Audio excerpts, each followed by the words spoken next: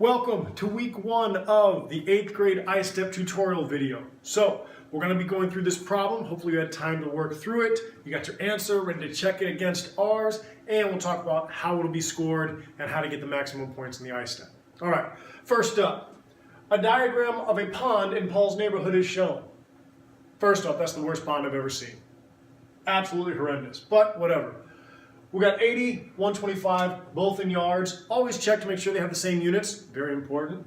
And this swerve over here. And by the way, that side's jacked up a little as well. But there's our pond. Now, part A, always read through the problem first. I know, seems like simple advice, but you want to make sure you understand the whole thing that's being asked here. Paul notices that the shape of the pond is somewhat like a triangle, all right? He claims that he can approximate the perimeter of the pond without doing any measurements of the actual pond or on the diagram. What assumption would Paul need to make in order to justify this claim? All right, so right off the bat, you understand they're not asking you to do anything. They want to know, what do we need to assume if we want to do something? That's confusing. And that's kind of sometimes of putting the cart before the horse. So here's what we're going to do.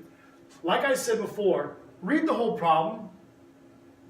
If there's a part A, what does that mean there's going to be after it?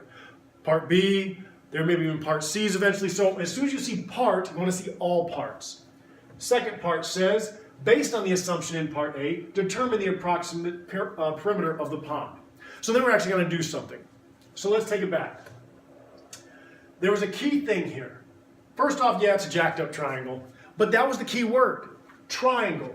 Paul notices the shape of the pond is somewhat like a triangle. Well, you know what's really tough? It's tough to see a triangle unless you have a triangle. So that's the first thing I'm going to do to help myself. I'm going to draw this so-called assumed triangle off to the side.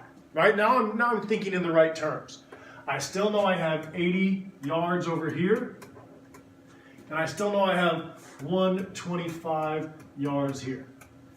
We know in part B we're actually going to find this. Now again, they're asking for the perimeter, which is all the way around the shape, which means you add up all the sides.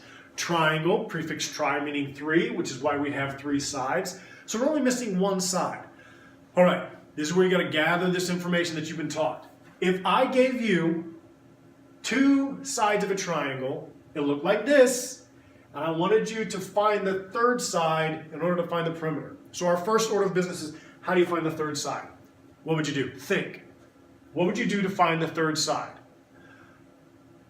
Hopefully you answered me. Pythagorean theorem. That was the key for this. Pythagorean theorem. Now, that is a squared plus b squared equals c squared. But if you have the knowledge to say, you know what, I got to do Pythagorean theorem. Slow up. You just made an assumption. Whether you realize it or not, when you go to use Pythagorean theorem, that only works on certain types of triangles. What types of triangles use Pythagorean theorem? Oh, that's right, right triangles, and there's your assumption. Right triangles are the only kind where you're allowed to use Pythagorean theorem, so that is part A's answer. If he's going to approximate this using Pythagorean theorem, which by the way is the only way to do it right now, we have to make the assumption that the pond forms a right triangle, okay? And that is your assumption. So if I'm having my part A answer, Paul must assume the pond forms a right triangle.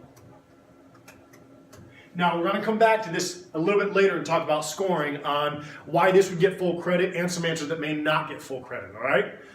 But we're done with part A. We have our assumption. Now let's use it.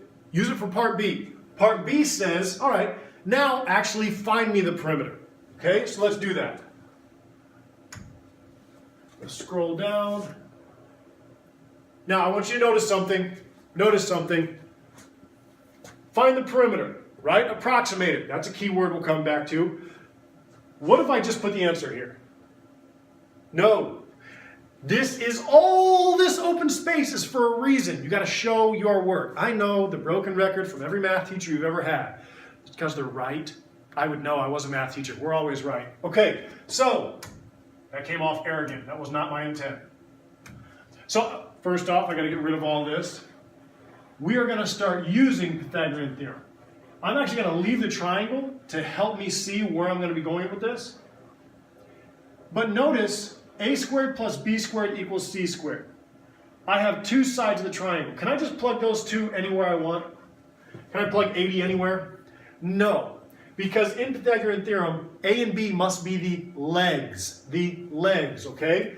Another thing to know what the legs are, the legs form our right angle that we're assuming. So 80 and 125 could be A or B. Those are interchangeable. C is always the hypotenuse, the largest side opposite the right angle. So this is my unknown. This is my C. So one wonderful thing about algebra, we don't know something, you're not wrong, just gotta make it a letter. And now I use this equation to set it up. And this is where I start showing my work. I'm gonna take 80 squared plus 125 squared equals c squared. Do you understand I used this exact same equation and just plugged in what I know, and now I'm going to solve for what I don't know. Okay? So from here, 80 squared gives us 6,400. 125 squared gives us 15,625. And no, I don't know that. I wrote it down. Okay? You hopefully are doing the same thing because you can use a calculator. Add these together, we come up with 22,025. So we squared, we combined. Now I don't need c squared, I need just plain c. So how do you undo a square? Square root. You do the opposite or the inverse operation. Now, if you made it this far, first off, congrats. You're very intelligent. I get c equals, I believe, approximately 148.408. Now, two things right now. First off, they want us to approximate, which means, did they tell us a decimal to round to? No. So when it says approximate and doesn't tell you what to round to, you're talking whole numbers, to the nearest whole number. So this would be essentially 148. So what do most people do? Hey, I worked so hard, I'm intelligent, I'm such a smart student. Wrong answer. Because what is that? 148 is only C. It wants the perimeter. Perimeter is all the way around. I just drew a square, don't judge. So if I have three sides, again, I have to show it. 80 plus 125 plus 148. Now I can show my final answer of 353. And you're done. How'd you do? Okay? Let me tell you some things on this scoring real quick.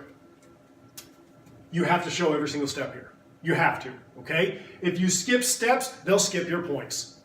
Easy way to remember it, okay?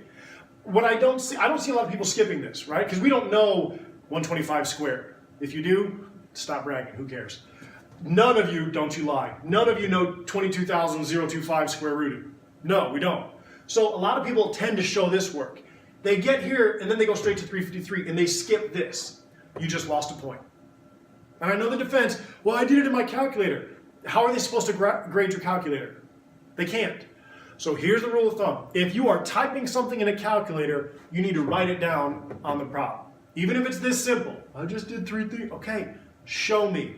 You have to show your work in order to get full credit here. Okay? Last thing on scoring.